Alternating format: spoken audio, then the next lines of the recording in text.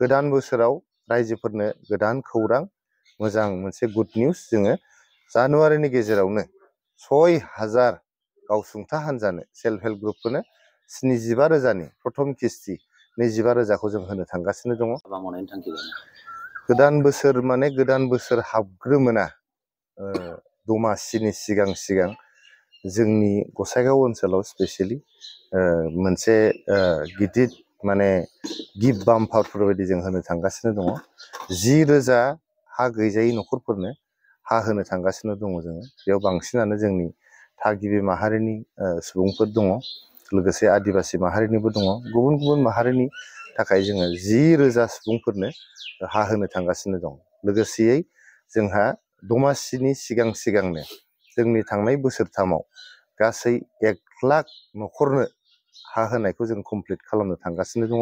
गासैहाय दासिम 86,000 न'खरफोरनो जोङो हा होखांबाय। दा नैबे 10,000 होबा 96,000 जाबाय आरो 4,000 जोङो चिरां, बाक्सा, उदालगुरि बेयावहाय जोङो मोनबा जिल्लायावहाय गासै 1 लाख न'खरनो हा होनायखौ जों कमप्लिट खालामसिगोन दमासिनि सिगांनो। बेनि अनगायैबो गोदान बोसोराव रायजोफोरनो गोदान खौरां मोजां मोनसे गुड निउज जोङो जानुवारिनि गेजेरावनो 6000 गावसुंथा हान्जानो सेल्फ हेल्प ग्रुपफोरनो 75,000नि प्रथम किस्ति 25,000खौ जों होनो थांगासिनो दङ। गोदान बोसोरावनो जोंहा गासै 1200 प्राइमारि टेट टिचार जों रिक्रुट खालामनो थांगासिनो दङ। SIU मोनखाबाय। 1200 गासै जोंहा फोरोंगिरिफ्रा जायफोर टेट पास जानाय बिथांमोना साख्रि मोननो थांगासिनो दं। बिनि उनावनो आपार प्राइमारिनि थाखाय आरो SIUआ एप्रुभेल मोननो थांगासिनो दङ।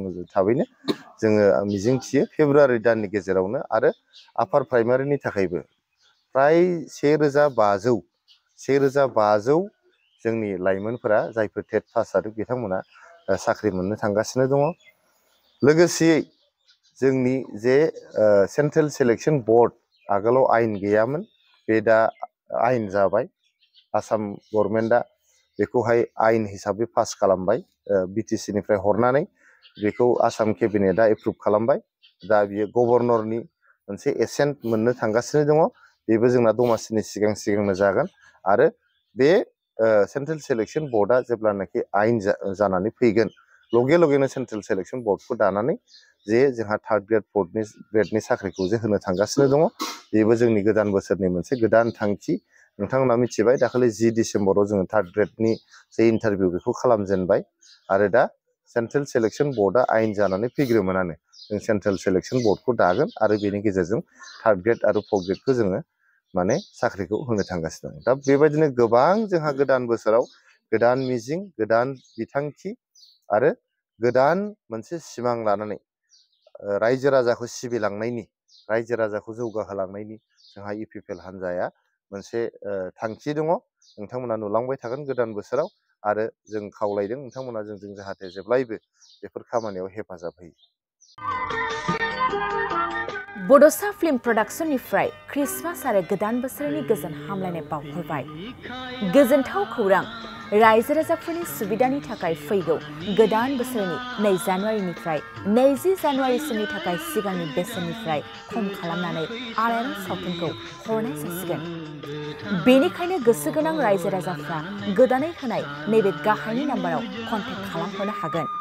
गुरै खावलायहरनाय नोंथांमोनखौ फुंनि 10 रिंगानिफ्राय बेलासिनि 3 रिंगासिमल' बुकिं खालामनो थाखाय कन्टेक्ट नाम्बार होनाय जाबाय। नैबे मबाइल नाम्बार 8453766183 नङाब्ला 9678616741 7896298145 आव